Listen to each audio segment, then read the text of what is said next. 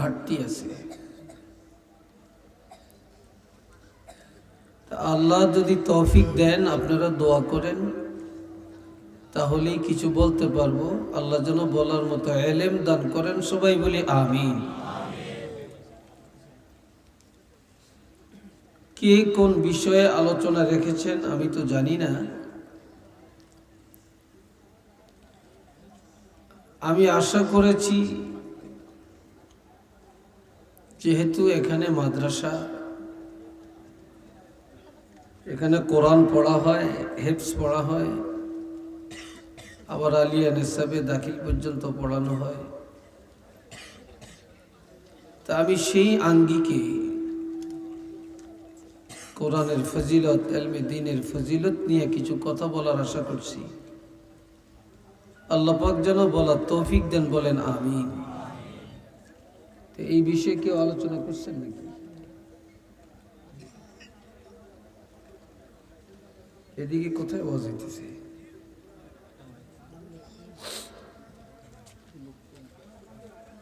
তো হাজিরিন কেরাম,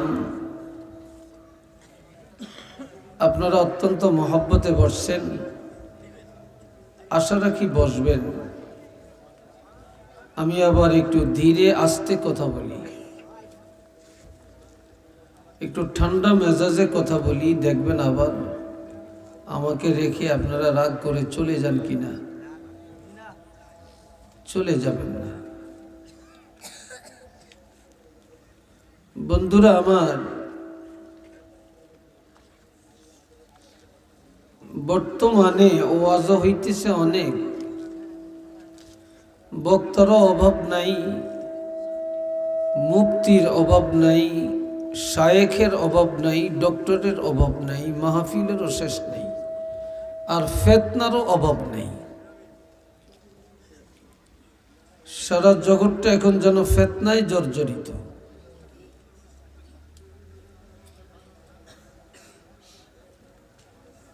হযরত আলী রাদিয়াল্লাহু থেকে হাদিস, নবীজি বলছেন, ইউশিকু আন ইয়াতিয়া আলান নাসি জামানুন, যে এমন একটা সময় তোমাদের কাছে আগমন করছে বা আসতেছে, লা ইয়াবকা মিনাল ইসলামি ইল্লা ইসমু, ইসলামের কিছুই বাকি থাকবে না, থাকবে শুধু নাম। আমরা মুসলমান, এই নামটা আছে, আমাদের ধর্ম ইসলাম, এই নামটা আছে, আমরা শ্রেষ্ঠ ধর্ম পাইছি, এই নামটা আছে, কিন্তু ইসলামের নিয়ম কানুন তালাশ করলে মুসলমানের মধ্যে পাওয়া যায় না।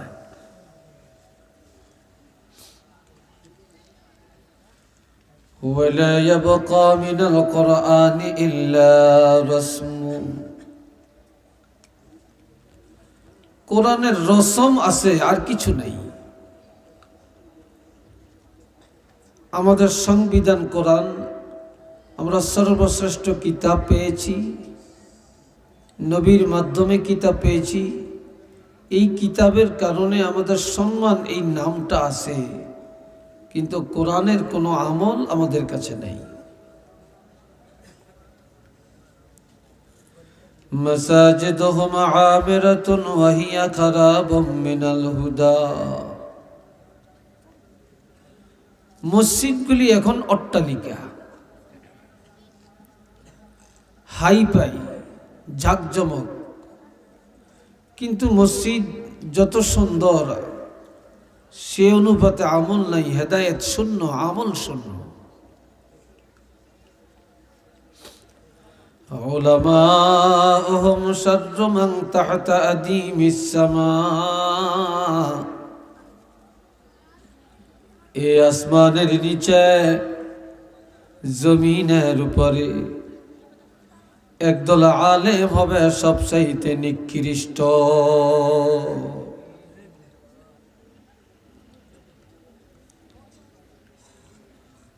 মিন ইনদিহিম তাখরুজুল ফিতনা, তাদের থেকে ফিতনা বের হবে।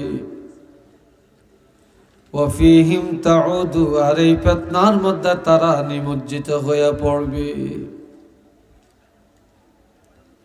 দুনিয়াতে বর্তমানে যত ফিতনার ছড়াছড়ি, এগুলো তো আপনাদের থেকে না, এগুলা অধিকাংশই উলামায়ে কেরামের থেকে।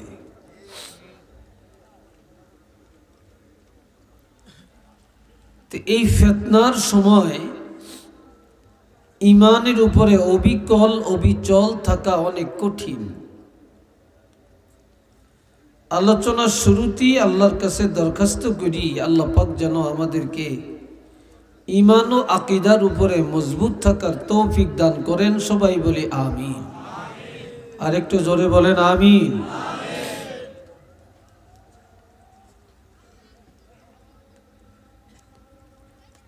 রাসূল আরো বলছেন,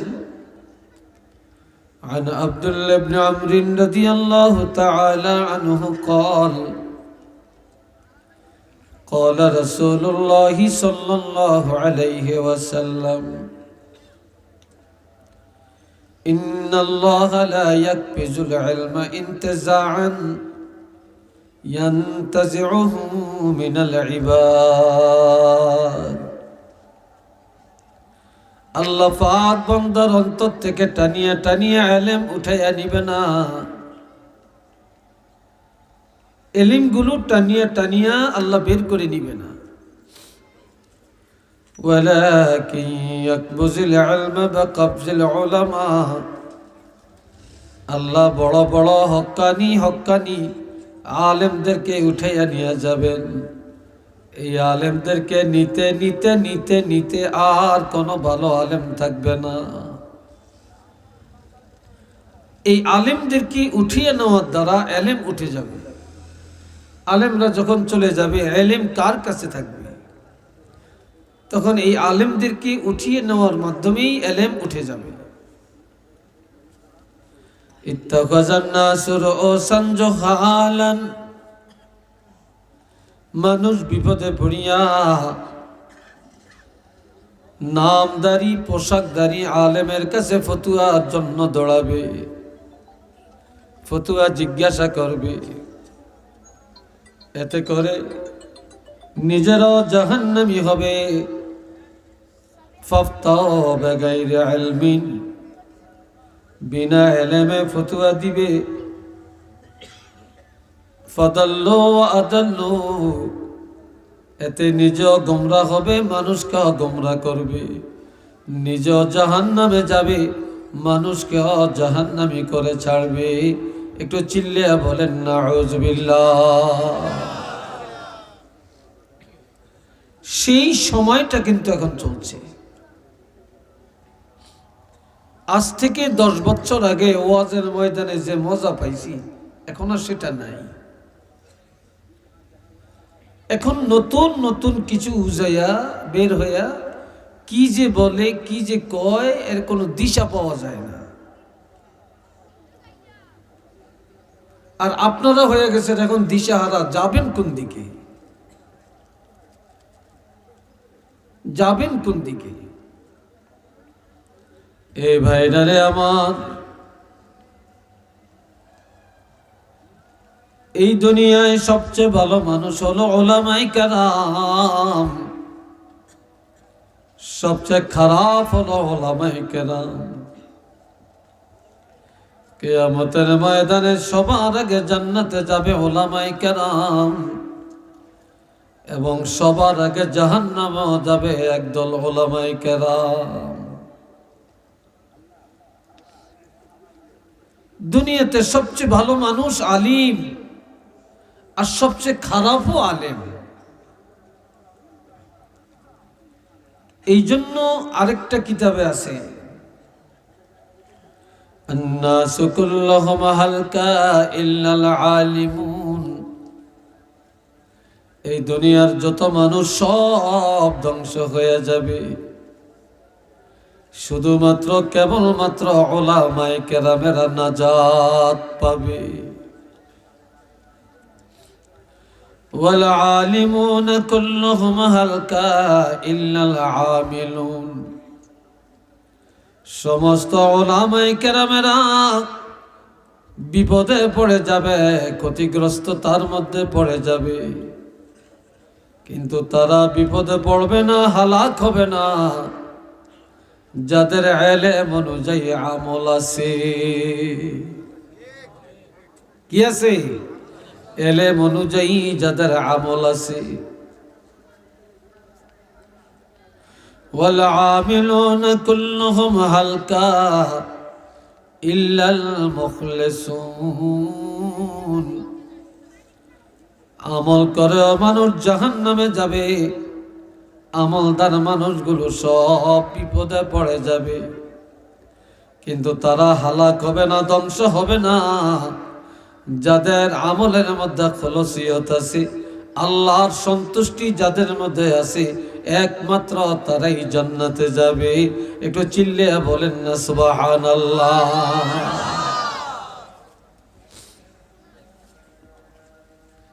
আমার এতটুকু কথা আপনাদের বুঝে আসছে কিনা বলেন? কথা বলেন না কেন?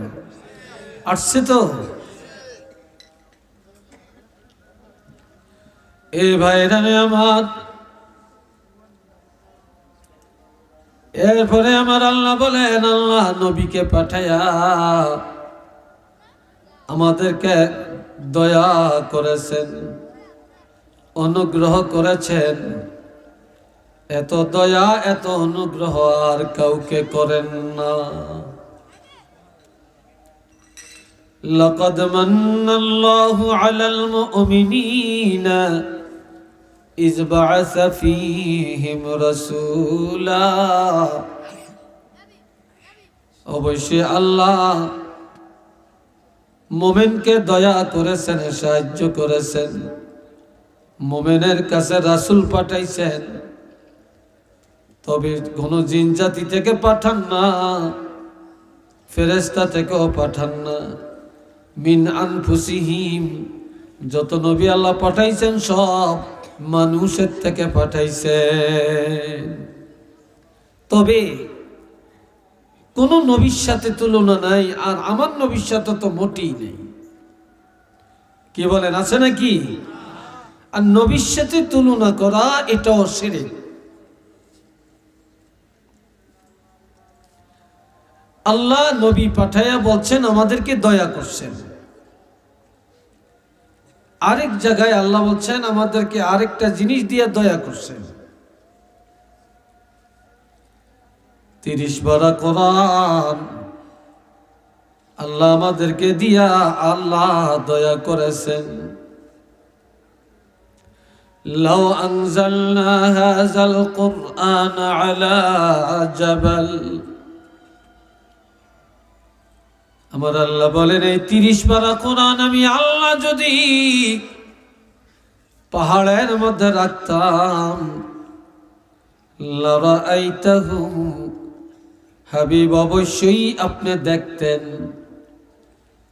খাশিআম মুতাসাদ্দিআম মিন খাশিয়াতিল্লাহ, আল্লাহর ভয়ে এই কোরআনের ইজ্জতে পাহাড় শূন্য বিচূর্ণ, রেজা রেজা টুকরা টুকরা হয়ে যেত।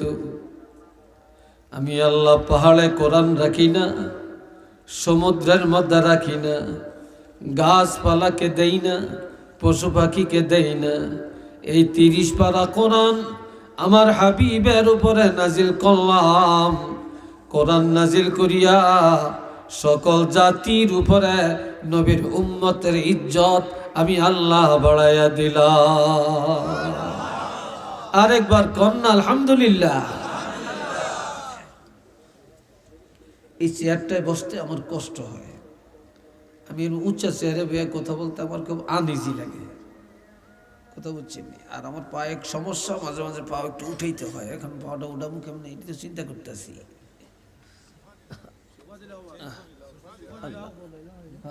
চেঞ্জ করে দিলে একটু ভালো হয়। একটু দুরূদ শরীফ পড়েন, সাল্লাল্লাহু মুহাম্মদ। হুজুর এটা দেন।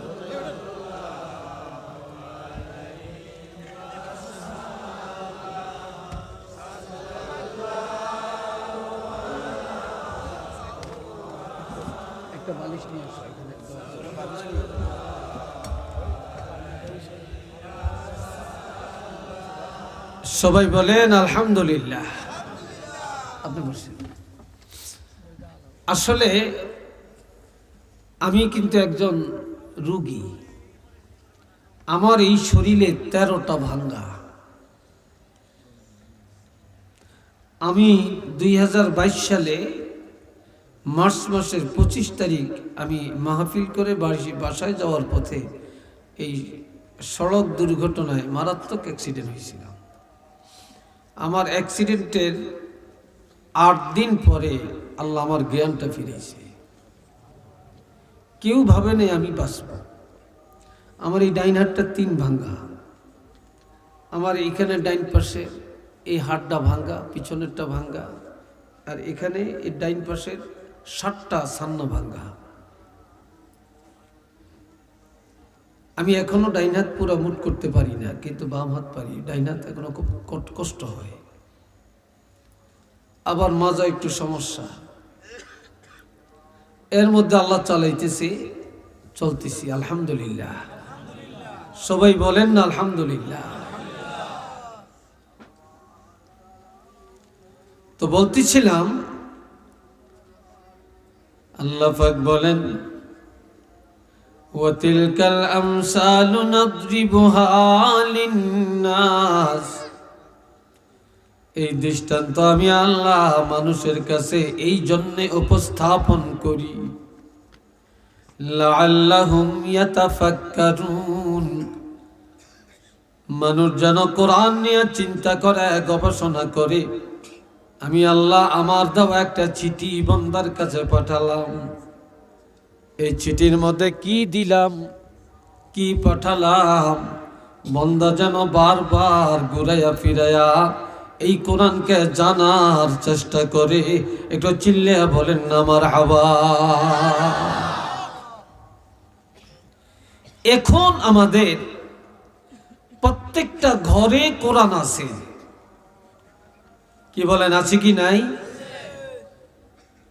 প্রত্যেকে কোরআন জানে, কিন্তু আমল নাই, কদর নাই। এখন কোরআনের কদর করি, চাইলে চুমা দিই, হাতের থেকে পড়ে গেলে সদকা দিই,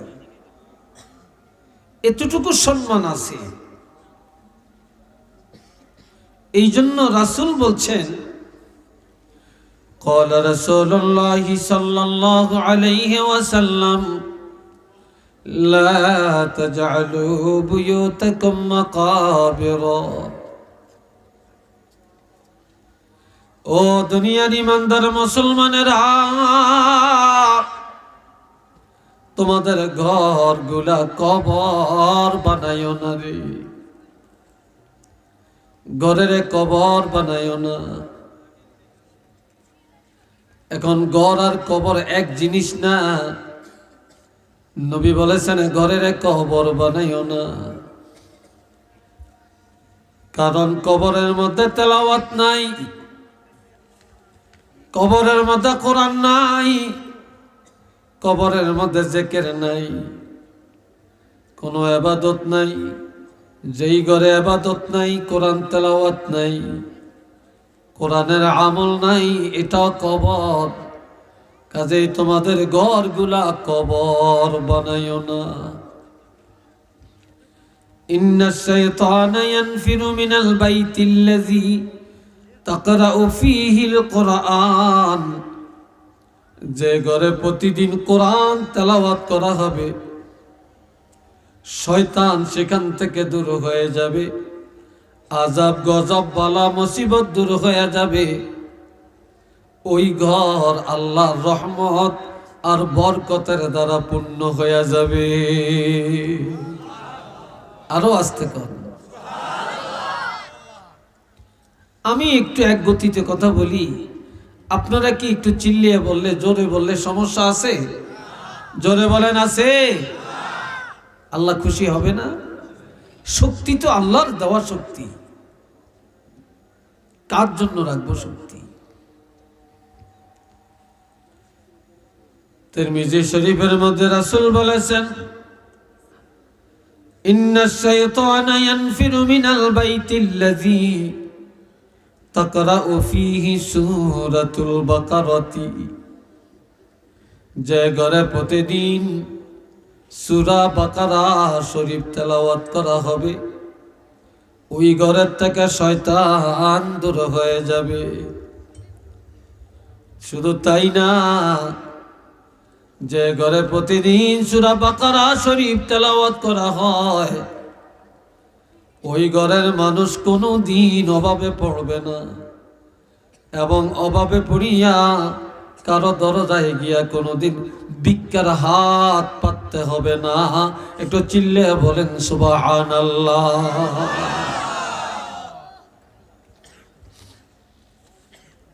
নবী আর এক হাদিসে বলেছেন, আল্লিমুন নিসাআকুম,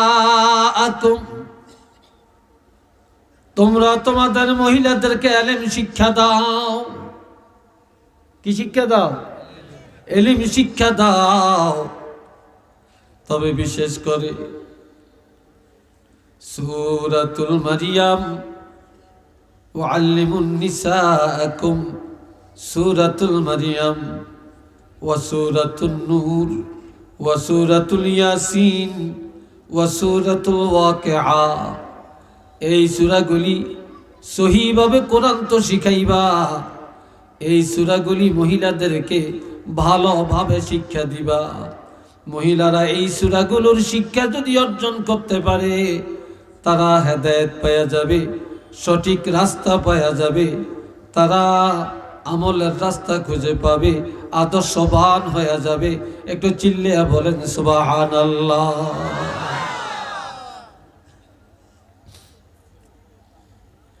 রে বন্ধুরা আমার, এই কোরআন কেমন কোরআন আমরা পাইলাম? সাহাবায়ে কেরাম আল্লাহর হাবিবকে প্রশ্ন করলেন, ইয়া রাসূলুল্লাহ, এই কোরআনের ইজ্জত কেমন? কোরআন ছিল কোথায়? কোরআন আসছে কোত্থেকে?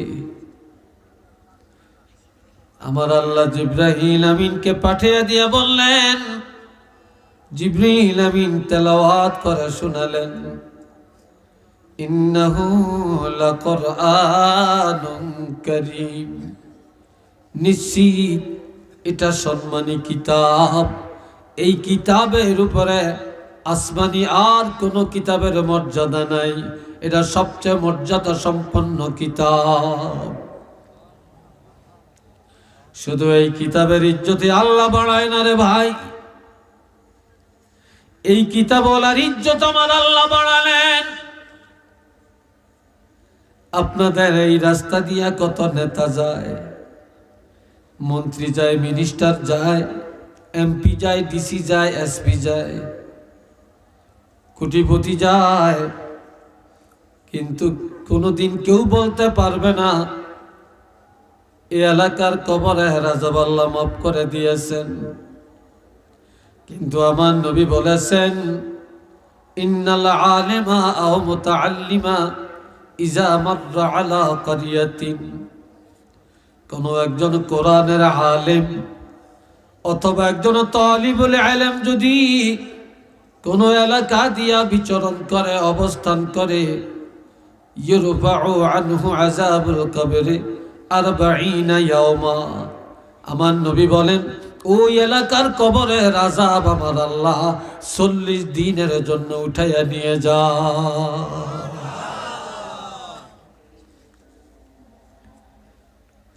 এটা কি ব্যক্তির কারণে না কোরআনের বরকতে?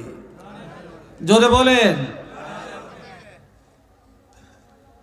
কত দাম, কত সম্মান। এ বাবাজি জানে আমার, শুধু এটাই না, দুনিয়াতে দামি মানুষের অভাব নাই। একজন ডাক্তারের অনেক দাম, ইঞ্জিনিয়ারের অনেক দাম, শিল্পপতির অনেক দাম। আর আমার রাসূল বলেন, খায়রুকুম মান তাআল্লামাল কুরআন ওয়া আল্লামাহু, যে কোরআন পড়ে সহিভাবে এবং অন্যকে কোরআন সহিভাবে শিক্ষা দেয়, এ লোকটা গরিবের ছেলে হতে পারে, গরিব হতে পারে, বেতন কম হতে পারে, দুনিয়াবি লেখাপড়া কম হতে পারে, কিন্তু আল্লাহর কোরআন সহিভাবে জানার কারণে এবং কোরআনের ওস্তাদ হওয়ার কারণে রাজা, বাদশাহ, মন্ত্রী, মিনিস্টার, ডাক্তার, ইঞ্জিনিয়ার, সেই তো এই কোরআনওয়ালার দাম বহু গুণে আল্লাহ বাড়াইয়া দিয়েছে। সবাই বলেন ভাই মারহাবা, আরেকটু জোরে বলেন আলহামদুলিল্লাহ। এই কিতাব ছিল কোথায়? ফি কিতাবিম মাকনুন, এটা গোপন ভান্ডারের কিতাব, লৌহে মাহফুজে গোপন ভান্ডারে সংরক্ষণ করা কিতাব। লা ইয়ামাসসুহু ইল্লাল মুতাহহারুন, এই কিতাব পবিত্রতা ছাড়া ধরা যায় না, কারণ এটা এমন কিতাব আত্মাকে পবিত্র বানায়, পরিবারকে পবিত্র বানায়, সমাজকে পবিত্র বানায়, অফিস আদালত পবিত্র বানায়, ডিসি অফিস পবিত্র বানায়, সংসদ ভবনের পবিত্র বানায়, রাজনীতির ময়দান পবিত্র বানায়। আর এমন কোরআন ধরতে হলে পবিত্রতা ছাড়া ধরা যায় না।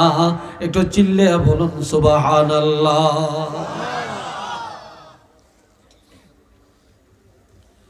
তানজিলুম মির রাব্বিল আলামিন। আর এই কিতাব সাগরের পানি দিয়ে ভেসে আসে না, এটা গাছের কোনো ফল না, মাটি ফেটে আসে না। এই কিতাব বিশ্ব জগতের প্রতিপালক আল্লাহর পক্ষ থেকে আসছে। এই কোরআন আমার আল্লাহ দিয়েছেন, এটা আল্লাহর বাণী। এই জন্য নবী বলেছেন, তোমরা প্রতিদিন ঘুম থেকে জাগিয়া আল্লাহর সাথে কথা বলো, আল্লাহর সাথে কথা না বলে কাজে যাইও না। আবার রাত্রিবেলায় যখন ঘুমাতে যাইবা আল্লাহর সাথে কথা বলিয়া ঘুমাও, আল্লাহর সাথে কথা না, আল্লাহর কোরআন।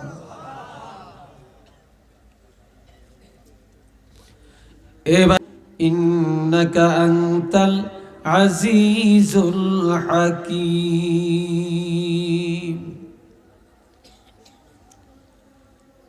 ইব্রাহিম নবী আল্লাহর কাছে মুনাজাত দিয়া বলেন, আল্লাহ এই বাচ্চাটি হাঁটে কেন এখানে? এই তো হাঁটাহাঁটি কেন তোমাদের?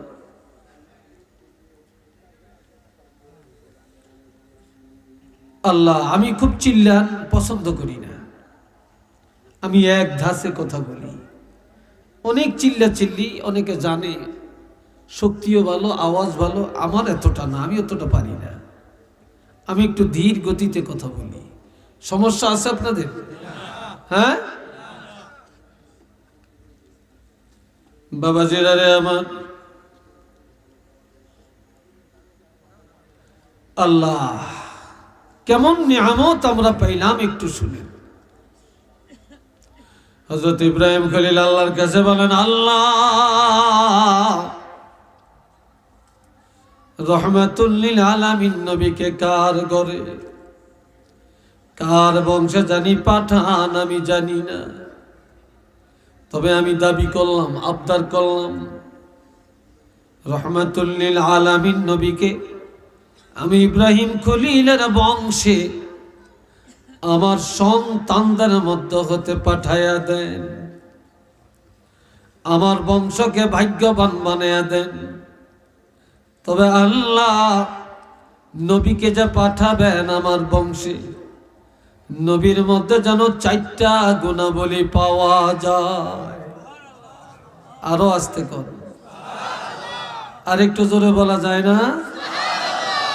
মাশাআল্লাহ। কয়টা? চারটা। আমাদের নবীজির গুণাবলী কি চারটা? গুণের কোনো শেষ আছে? তুলনা আছে? নাই। কিন্তু ইব্রাহিম খলিল চাইছেন মাত্র চারটা।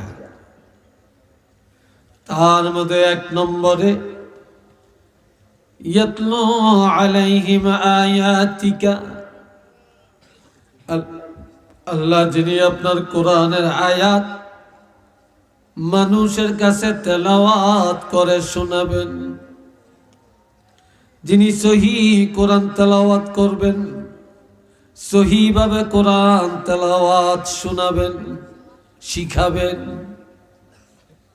দুনিয়াতে এক একজনে এক একটা সেক্টরে কাজ করতে পারে, করুক, কিন্তু কোরআন সবাইকে জানতে হবে। কি বলেন, ঠিক কিনা? কোরআন সবাইকে জানতে হবে, যেহেতু প্রত্যেকটা মুসলমানের নামাজ পড়া ফরজ, আর নামাজ পড়তে হইলে সহি কোরআন লাগবে। কি ভাই, লাগবে কিনা? কোরআন ছাড়া কি নামাজ হবে? হবে না।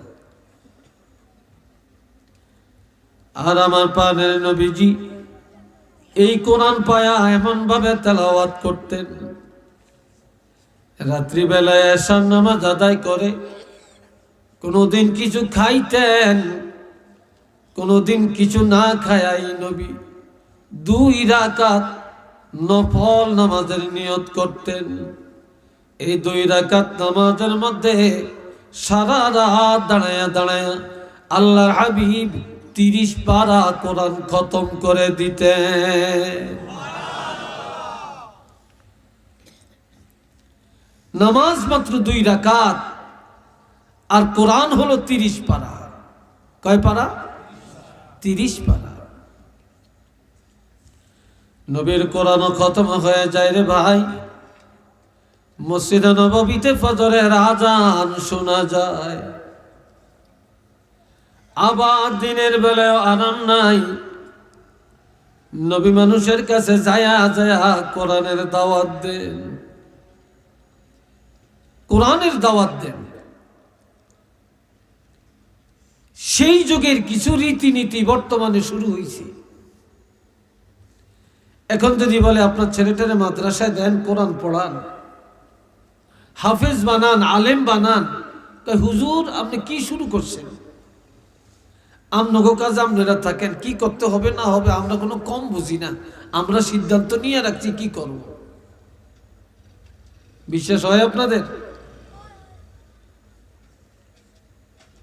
বন্ধুরা রে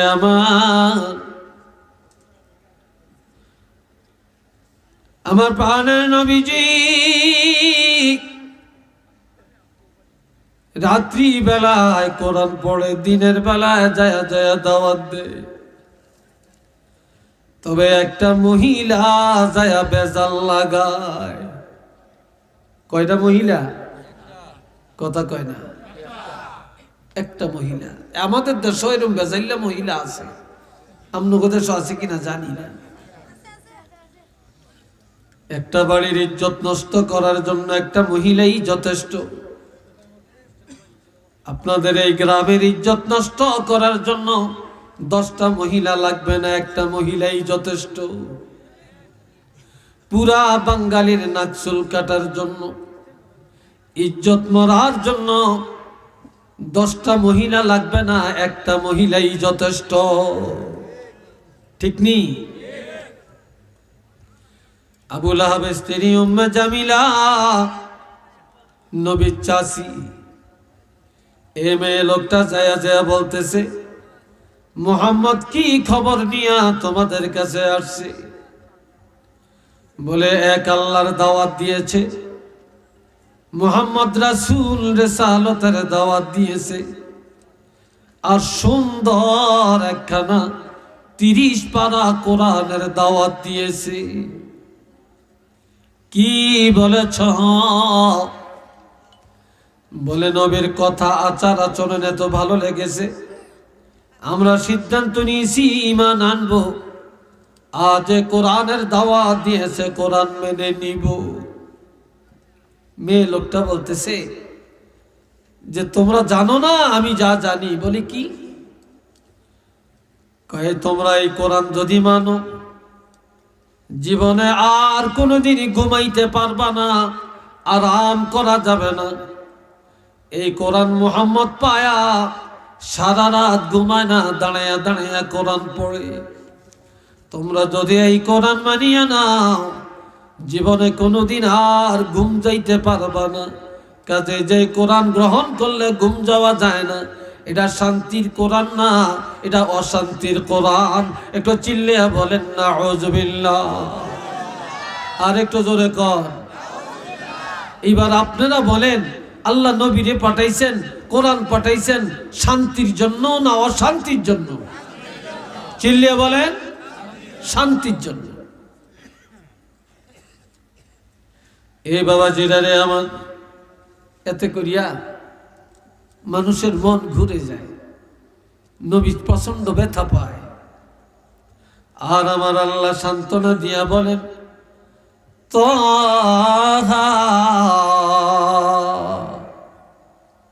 হে আমার হাবিব ও আমার বন্ধু, মা আনজালনা আলাইকাল কুরআন লিতাশকা, আমি আপনাকে কষ্ট দেওয়ার জন্য কোরআন নাজিল করি না, অশান্তির জন্য আমি আল্লাহ কোরআন নাজিল করি না। কোরআন দিয়েছি আরামের জন্য। সারা রাত দাঁড়াইয়া কোরআন পড়বেন না, সারা রাত ইবাদত করবেন না, কিছু সময় ইবাদত করেন, কিছু সময় ঘুমান, আরাম করেন। যারা মনে করে কোরআনে শান্তি নাই তারা যেন জানতে পারে কোরআনের মধ্যে শান্তির অভাব নাই। তাদের মুখের মধ্যে যেন চুনকালি লাগে, তবে জানিয়ে লন ইল্লা তাযকিরাতাল লিমান ইয়াখশা। এই কোরআনের উপদেশ সবাই মানিয়ে নিবে না, কোরআন তারাই মানিয়ে নিবে, কোরআনের ইজ্জত তারাই করবে। আল্লাহর ভয় যাদের মধ্যে আছে তারাই কোরআন মানিয়ে নিবে। একটু চিল্লিয়া বলেন না সুবহানাল্লাহ।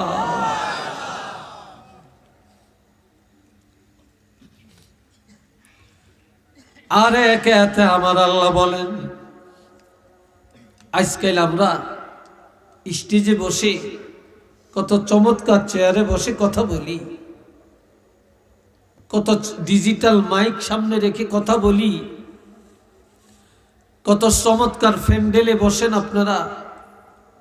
আমরা কেউই ডাকি না, কর্তৃপক্ষ ডাকে, পোস্টার করে, ব্যানার করে, দাওয়াত দেয়, কালেকশন করে, আয়োজন করে, আর আমগরে দাওয়াত দিয়ে আনে। আমরা থুবির মধ্যে আইসা জনসমাজ আইসা কথা বলে চলে যাই, আর যাওয়ার সময় সবাই বাহা বাহা দেয়, ঠিক না?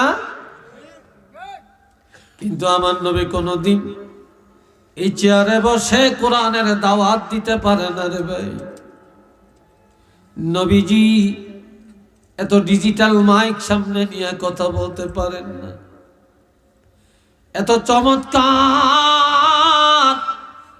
প্যান্ডেলের ভিতরে জনসমুদ্রে নবী দাওয়াত দিতে পারেন না। নবীজি কোরআন পায়া ইহুদির বাড়িতে যায়, নাসারার বাড়িতে যায়, কাফেরের বাড়িতে যায়, রাস্তায় যাকে পায় তার কাছে এক আল্লাহর দাওয়াত দেয়, আরে সুন্দর কোরআনের দাওয়াত পুষাইয়া দেয়। এতে করে কেউ বলে পাগল, কেউ মারে পাথর, কেউ বলে মিথ্যাবাদী, কেউ বলে ধোঁকাবাজ। আবার নবী যখন দাওয়াত দিয়ে এসে নামাজে দাঁড়াইয়া যায় রে ভাই, কাফেররা পিছন দিক থেকে আসিয়া নবীর গলায় রশি লাগায়া, গামছা লাগায়া চিৎ করে মক্কার জমিনে ফালায়া দেয়। নবীজি আসরের নামাজ আদায় করলেন। এই আসরের নামাজ পড়িয়া বাইতুল্লাহর সামনে বসে বসে চোখের পানি ছাড়ায় বিনায়া বিনায়া কান্দে। নবী কেন কান্দেন আল্লাহ তো জানেন, আমার আল্লাহ জানিয়ে দেন কিতাবুন উনজিলা ইলাইকা ফালা ইয়াকুন ফি সাদরিকা হারাজুম মিনহু লিতুনজিরা বিহি ওয়া যিকরা লিল মুমিনিন। একটু কন্যা আল্লাহু আকবার, আর একটু জোরে বলেন আল্লাহু আকবার। আমার আল্লাহ জানিয়ে দেন, হাবিব আমি আল্লাহ এই 30 পারা কোরআন আপনাকেই দিলাম বা আপনার উপরে নাজিল করা হলো। এই কিতাবের আলোকে দাওয়াত দেওয়ার ক্ষেত্রে মন ঘাবড়াবেন না, সংকীর্ণতা অবলম্বন করবেন না, দাওয়াত বন্ধ করা যাবে না। কেননা হক কথা যখন বলবেন, দাওয়াত যখন দিবেন, কারো কাছে ভালো লাগবে, কারো কাছে খারাপ লাগবে। আর এই দাওয়াতি দায়িত্ব নবীরা পালন করেছেন, যন্ত্রণা ভোগ করেছেন, মাইর খেয়েছেন, গাল মন্দ শুনেছেন। আপনাকেও কষ্ট করা লাগবে, গাল মন্দ শোনা লাগবে, মাইর খাওয়া লাগবে। তবে কারা মানে কারা মানে না, এটা নিয়ে আপনি চিন্তা করবেন না। আপনি লিতুনজিরা বিহি, এই কিতাবের আলোকে ভয় দেখাতে থাকেন, দাওয়াত দিতে থাকেন। তবে হেদায়েতের মালিক আমি আল্লাহ, কাউকে বানাই না। আপনার দায়িত্ব হলো দাওয়াত পৌঁছায়া দেওয়া, আর হেদায়েতের মালিক একমাত্র আমি আল্লাহ। একটু চিল্লে বলেন না মারহাবা, আরেকবার বলেন আল্লাহু আকবার। হেদায়েতের মালিক কে? জোরে বলেন কে? তবে ওয়া যিকরা লিল মুমিনিন,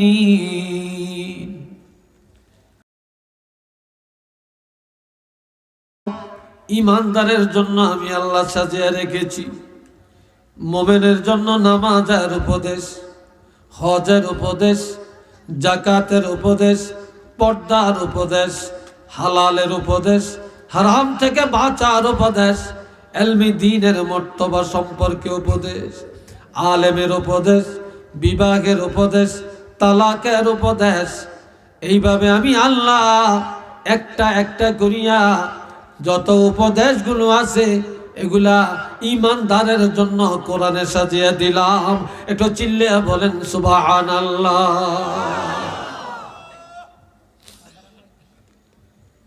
আল্লাহ কথা বুঝতেছেন তো? হ্যাঁ, আল্লাহ কবুল করেন। একটু চিল্লে সবাই বলেন আমিন, আর একবার বলেন আমিন।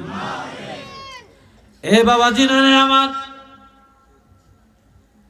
এই দুনিয়ায় আলেমের এত মর্যাদা কেন? এই দুনিয়ায় যত আলিম, সব আলেমের ওস্তাদ হলেন আমার নবী। কথা ঠিক কিনা? কোরআনের ওস্তাদ কে? কথা কয় না। কোরআনের ওস্তাদ কে? নবী না? নবীর ওস্তাদ কে? নবীর ওস্তাদ আল্লাহ। বাপ যদি দামি হয়, সন্তানের দামি হয়। ওস্তাদ যদি দামি হয়, ছাত্র দামি হয়। ঠিক কিনা? নবীর ওস্তাদ আল্লাহ।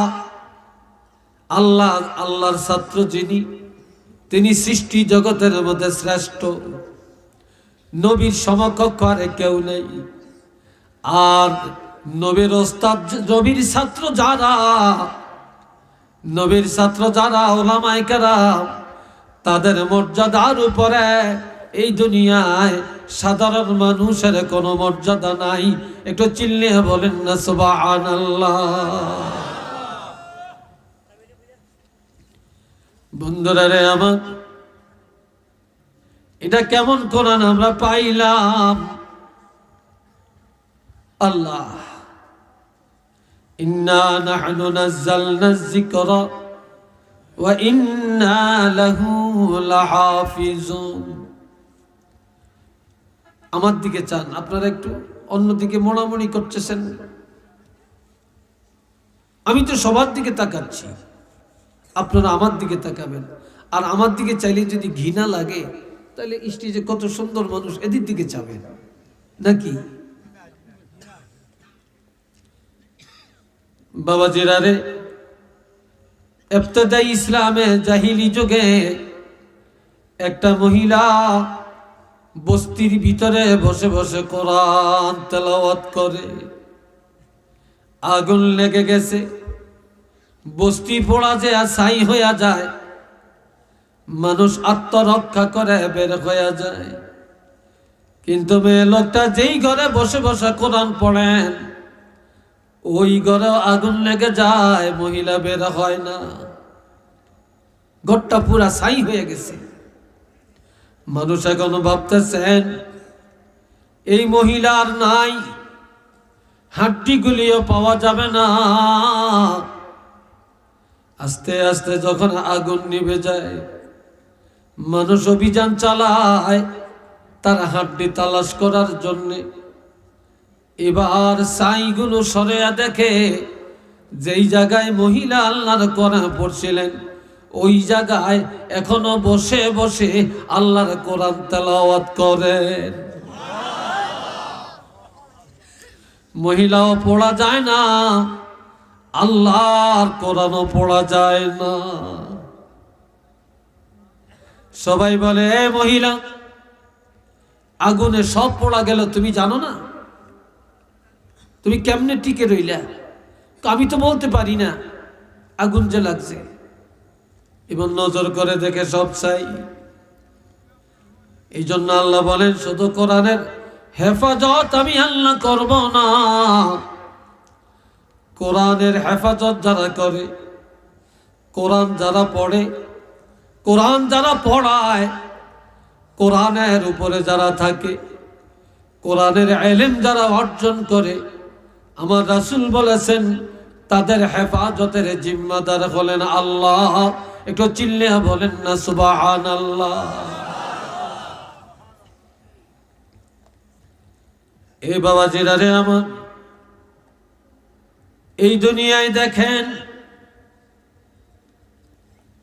কিয়ামতের ময়দানে 5 শ্রেণীর মানুষ বিনা হিসাবে জান্নাতে যাবে। কয় শ্রেণী? আরো জোরে বলেন। 1 নম্বরে হক্কানি ওলামায়ে কেরাম, 2 নম্বরে শহীদ, 3 নম্বরে গাজী, 4 নম্বরে হাফেজ কোরআন, 5 নম্বরে দানকারী। এবার শহীদেরা বলবে, শহীদরে ইসলামের জন্য শহীদ হলে জান্নাতে যাওয়া যায়। এই কথা পাইলা কোথায়? আল্লাহ এটা আলেমের কাছে পাইছি। বলে দাঁড়াও। গাজীরে ডাক দিয়া বলবে, ও গাজী, ইসলামের জন্য যুদ্ধ করে জিততে পারলে, গাজী হতে পারলে জান্নাতে যাওয়া যায়, পাইছো কই? আল্লাহ আলেমের কাছে। দাঁড়াও। এবার হাফেজে কোরআনকে বলবে, ও কোরআনের হাফেজরা, 30 পারা কোরআনের হাফেজ হতে পারলে জান্নাতে যাওয়া যায়, এটা পাইলা কই? আল্লাহ হক্কানি আলেমের কাছে। কয় দাঁড়াও। ও দানকারীরা, কোরআনের খেদমতে দান করলে, মসজিদ মাদ্রাসায় এতিম মিসকিনের দান করলে জান্নাতে যাওয়া যায়, এটা পাইলা কই? আল্লাহ আলেমের কাছে। এবার আল্লাহ আলেমকে ডাক দিয়া বলবে, ও আলেমেরা, তোমরা আগে আগে জান্নাতে যাও, তোমরা হইলা ইনজিল, তোমরা ইনজিল আগে জান্নাতে যাইবা, আর তোমাদের পিছে পিছে বাকি 4 গ্রুপ দলে দলে জান্নাতে চলে যাবে। একটু চিল্লিয়া বলেন আলহামদুলিল্লাহ। আরেকবার বলেন মারহাবা, আরেকবার বলেন মাশাআল্লাহ।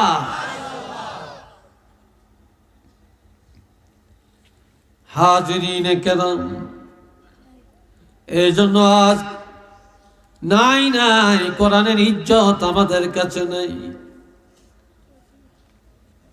মক্কা শরীফ এক রাকাত নামাজ পড়লে লক্ষ রাকাতের সওয়াব, ঠিক নেই? কেন?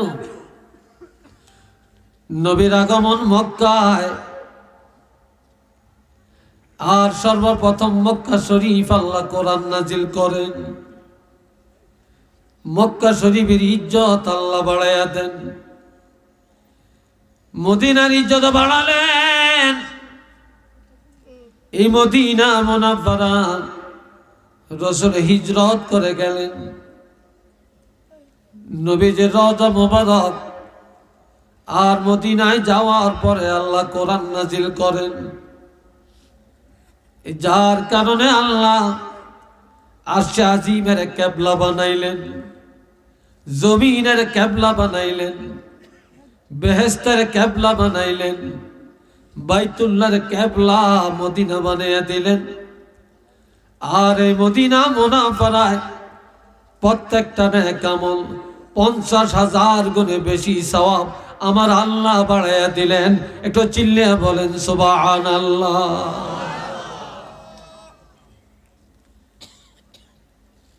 মক্কা শরীফ একটা পাহাড়, যে পাহাড়টার নাম হলো গারে হেরা। কি নাম? গারে হেরা। ওই পাহাড়ের মধ্যে নবী মুরাকাবা করতেন। আজকাল মহিলারা স্বামী মানে না, স্বামীর খেদমত করতে চায় না।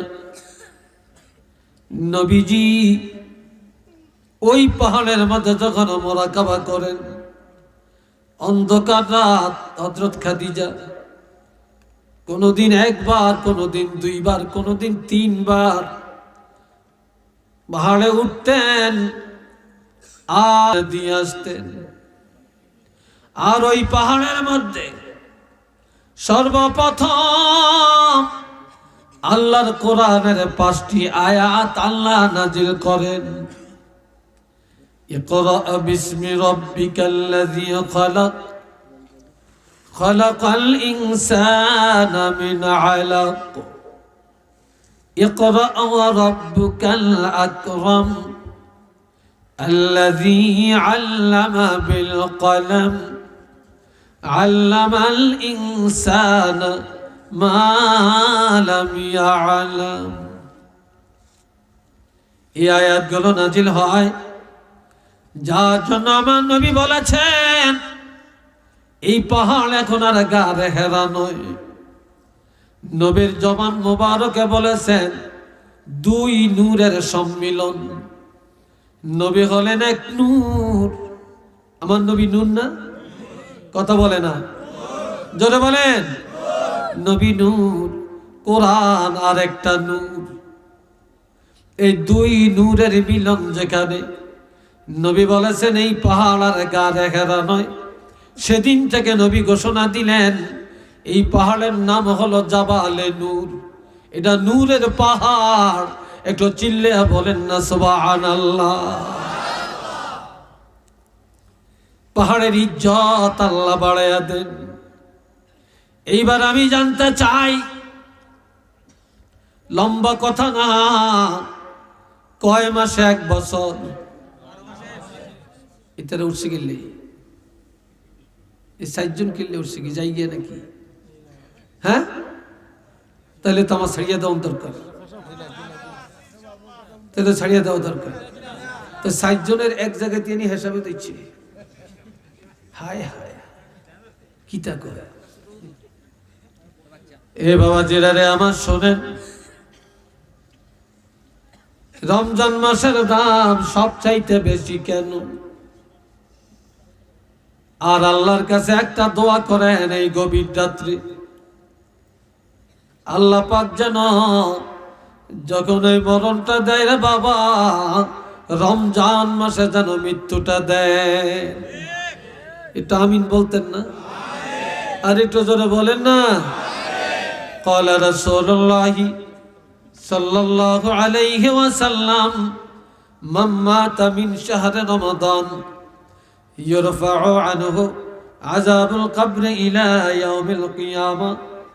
আমার নবী ইরশাদ ফরমান, নবী ইরশাদ ফরমান যে রমজান মাসে কোনো ঈমানদার যদি ইন্তেকাল করে, এই রমজানের ইজ্জতের দিকে তাকায়া আমার আল্লাহ কিয়ামত পর্যন্ত কবরের আযাব উঠাইয়া নিয়ে যায়। কারণ শাহরু রমাদান আল্লাযী উনজিলা ফীহিল কুরআন, এই রমজান মাস কোরআন নাজিলের মাস। এই মাসে কোরআন নাজিল করেছেন, একটু চিল্লিয়ে বলেন আলহামদুলিল্লাহ। জি আরো আগে ইঙ্গিত দিলে তো আমার ভালো হইতো। এ ভাইরা রে আমার, 365 দিনে এক বছর, জোরে বলেন লাইলাতুল কদর। কেননা এই রাত্রে আমার আল্লাহ ইন্না আনজালনাহু ফি লাইলাতিল কদর, এই রাত্রে 30 পারা কোরআন একসাথে আমার আল্লাহ দুনিয়ার আসমানে বাইতুল আতিক নামক একটা মসজিদ, ওই মসজিদে আল্লাহ অবতীর্ণ করেন। সেখান থেকে অল্প অল্প করে 1 আয়াত 2 আয়াত করে আয়াতান আয়াতান সূরাতান সূরাতান নজমান নজমান করে আল্লাহ নাজিল করেন দীর্ঘ 23 বছরে। তো যে রাত্রে কোরআন নাজিল করা হয়, 1000 মাসের চাইতে আরো বেশি এই রাত্রের মর্যাদা। একটু চিল্লিয়া বলেন না মারহাবা। কি কদর এই রাত্রে।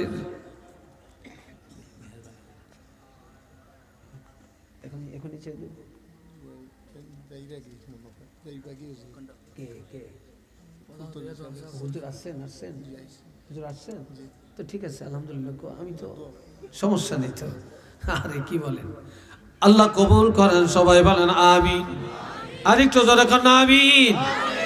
তাইলে ভাই শেষ কথা, এই কোরআনের দ্বারা যদি সব কিছুর ইজ্জত বাড়তে পারে, এরপরে রেহাল কাঠ দিয়া বানায়, সেই রেহালের দাম কাপড় দিয়া গিলাপ বানায়, এটার দাম কত বেশি।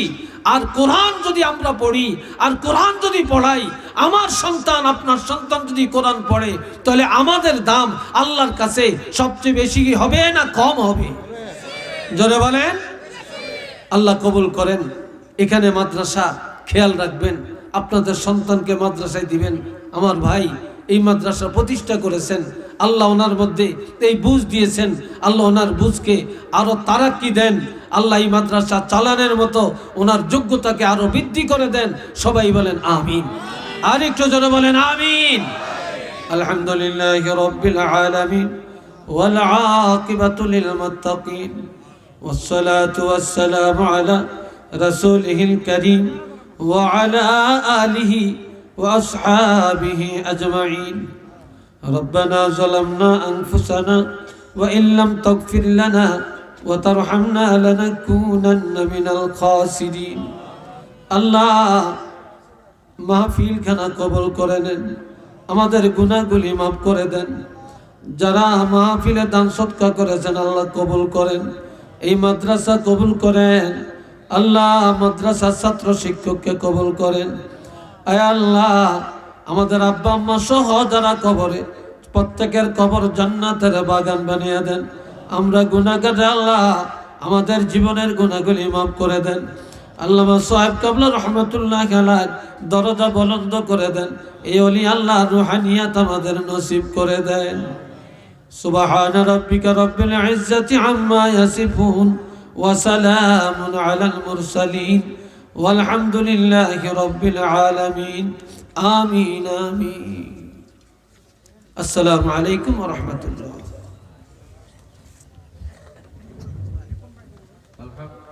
আলহামদুলিল্লাহ। সম্মানিত উপস্থিতি, অত্যন্ত গুরুত্বপূর্ণ বয়ান শুনলাম আমরা এতক্ষণ যাবত। হযরত মাওলানা নিসার আহমদ চাঁদপুরি হুজুরের কাছ থেকে। সম্মানিত উপস্থিতি,